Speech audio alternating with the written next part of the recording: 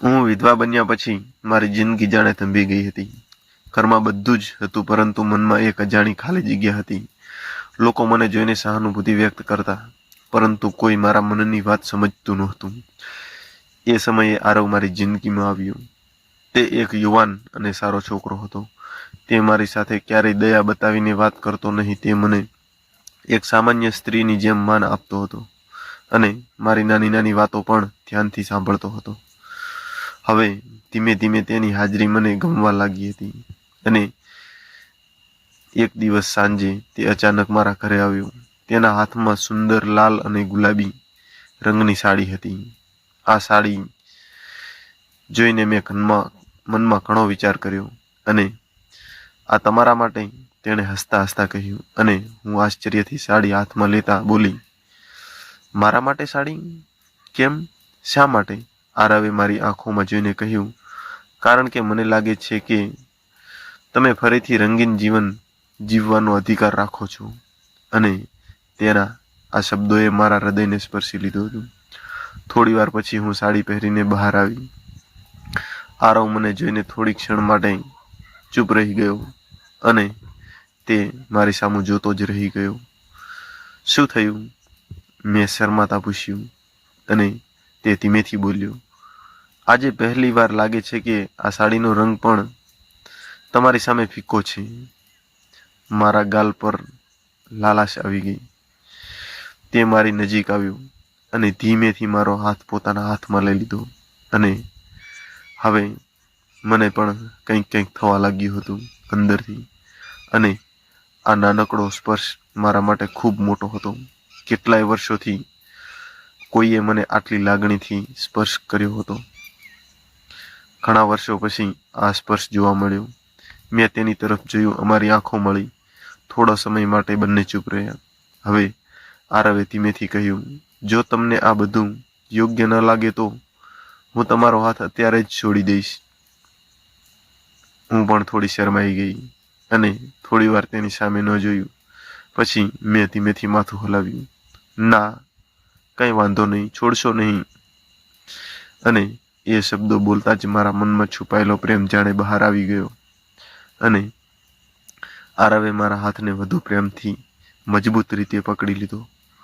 પછી તેણે મારી આંખોમાં જોઈને કહ્યું, મારે તમારી સાથે કોઈ ઉતાવળ નથી અને હું માત્ર એટલું ઈચ્છું છું કે તમે ફરીથી ખુશ થાઓ.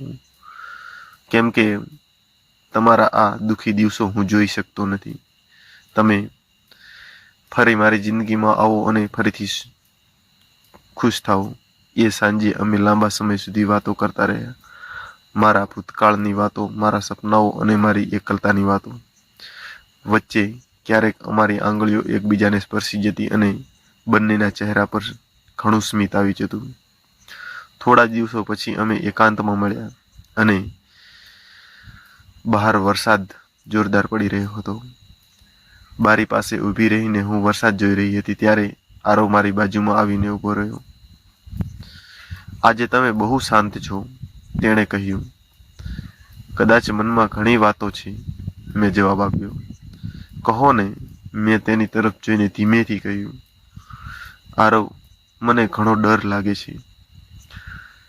ફરી કોઈને દિલ આપીશ અને ફરી ગુમાવી બેસીશ તો. આટલું બોલીને હું મારી જાતે શરમ અનુભવવા લાગી અને આરવે મારો હાથ પકડીને કહ્યું, આ વખતે હું તમારો હાથ છોડવા માંગતો નથી અને આ સાથ હું જિંદગીભર નિભાવીશ. મારી આંખોમાં આંસુ આવી ગયા. તેના હાથનો હળવો સ્પર્શ મારા ખભા સુધી આવ્યો અને તેણે મને પ્રેમથી નજીક ખેંચી.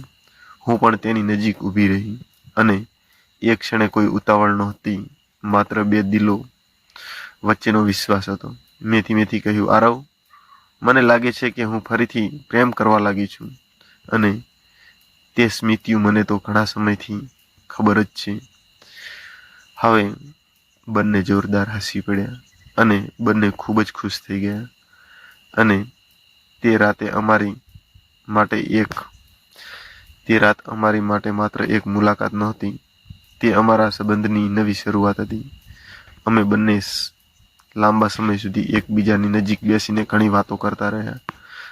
બંને હાથમાં હાથ રાખ્યો અને આવનારા દિવસોના સપના જોવા લાગ્યા. આરવે કહ્યું, હું ઈચ્છું છું કે આવતીકાલથી તમે પોતાને વિધવા તરીકે નહીં પરંતુ એક એવી સ્ત્રી તરીકે જુઓ જેને ફરીથી પ્રેમ મળ્યો છે, જેને ફરીથી ખુશી મળી છે, જેને ફરી એ જીવનસાથી સાથે જીવવાનો આનંદ મળશે. મેં તેની આંખોમાં જોઈને જવાબ આપ્યો, અને હું ઈચ્છું છું કે મારા જીવનનો આ નવો રંગ ક્યારેય ફીકો ન પડે.